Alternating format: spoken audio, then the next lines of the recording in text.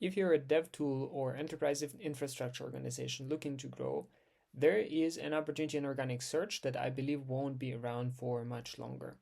From what I'm seeing, the organic search coverage is actually not meaningfully increasing for many companies in the past months. Only a couple of percentage points of all DevTools companies have any coverage at all for topics directly designed for customer acquisition. Yeah, so like they have very, very few opportunities actually covered in many of the categories. And then here's a very classic example of an established DevTool website that is driving about 42% of all traffic with just two pages, homepage and main category page. And this is how it looks. Yeah, this is the website in question. It's just kind of the vast majority of the traffic is only targeting a couple of opportunities, and then everything else is like a long tail. Yeah. And then I think this is not really increasing in the past months because it kind of the organizations still have the inertia that is preventing them from modernizing their approach to organic search. They have a lack of focus for sure. They're definitely also using outdated marketing playbooks, yeah, that are kind of are still stuck in, I don't know, SEO of 2019 or so. But more importantly, a lot of the DevTool organizations are now bought into the AI search hype, even though there isn't much that has been proven to consistently work out there outside of the traditional kind of marketing and SEO work that exists elsewhere. I don't know if we're necessarily at peak AI search. It could be because like we're seeing all these companies and like all these companies are raising funding, they're reaching ARR milestones, they're raising like more funding. All of this is fine and all. Yeah. Are we at peak AI search and is it going to go just down from here? I obviously am not qualified to say for sure, but it definitely feels like there is a lot of kind of hype and attention going on there. A lot of the AI search practices and the AI search awareness, I would say, and like buying all of these monitoring tools and so on, is definitely kind of pretty high up there, kind of getting close to mainstream at this point. Actually getting results from AI search though is really lagging. Yeah, like very, very few organizations compared to how many have actually bought these tools. Very, very few of them are actually managing to make an impact. Going back to organic search, so for many of the DevTool categories that I'm seeing at the moment, there's so much opportunity that even just writing a nice blog post can get you ranking. Yeah, it's much easier than many of the other industries. If you look at kind of consumer software things like that, the competition is pretty crazy. In DevTools, it is not. In DevTools, it's actually for many opportunities, it's quite straightforward. Like literally writing a blog post and posting it up will get you ranking pretty soon. Yeah? Because something that also is true is that many of the venture funded companies, they have like funding announcements and things like that are getting them the reputation already. And so it's not like a completely empty website. It's a website that has stuff. And then it's just a question of identifying the opportunities that you haven't covered and making sure that you have content for it. Yeah? And like we have seen this kind of very simple workflow just kind of helping people cover 10x the SEO surface area in months potentially. Yeah.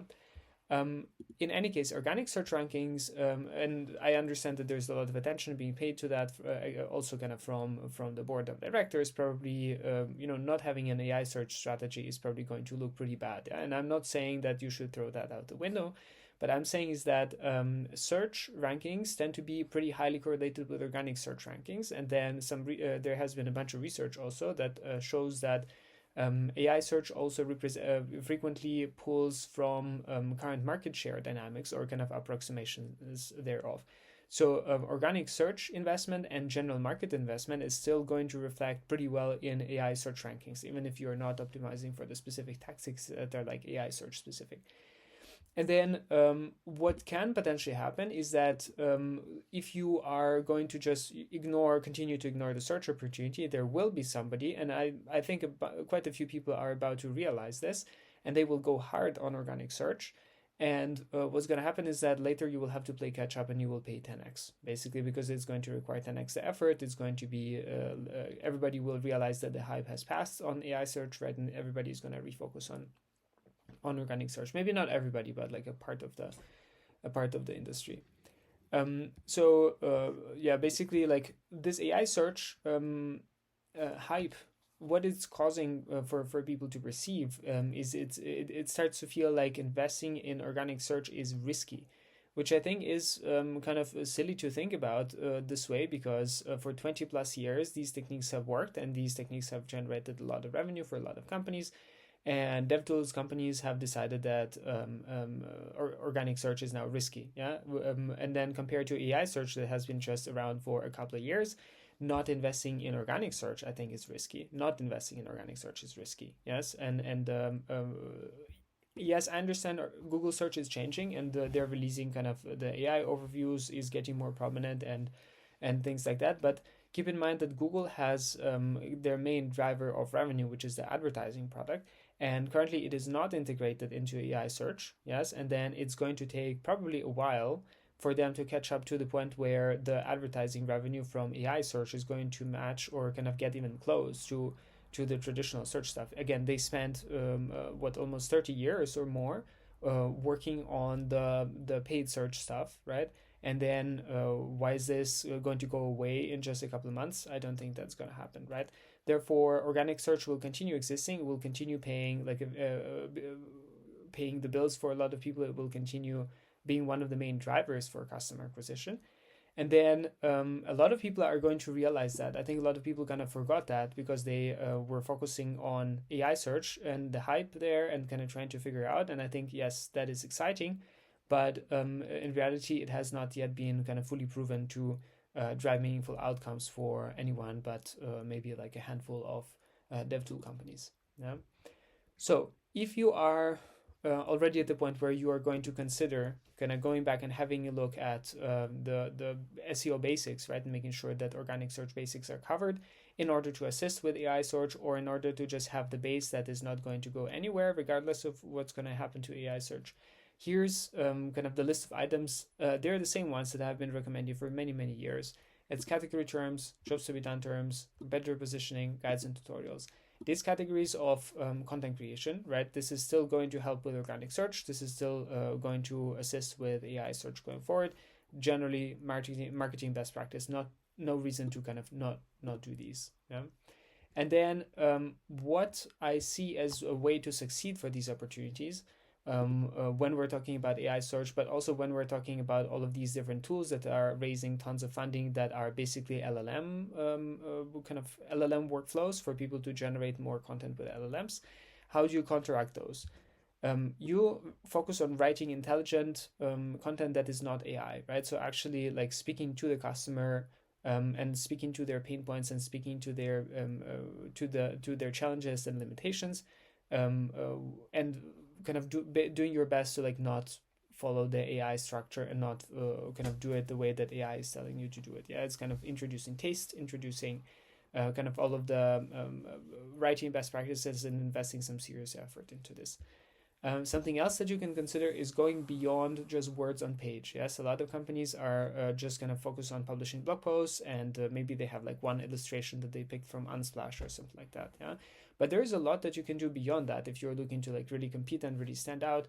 You can first of all kind of you can have really good prose, but beyond that you can have nice images. You can have custom graphics. You can have a custom layout for the page. Yeah, like okay, maybe you don't want to do that every single time because that still takes a bunch of work. Yeah, even if you're using kind of AI coding tools for that design or whatever, it's still a bunch of work that has not really become less work even with the introduction of vibe coding or anything like that, I think.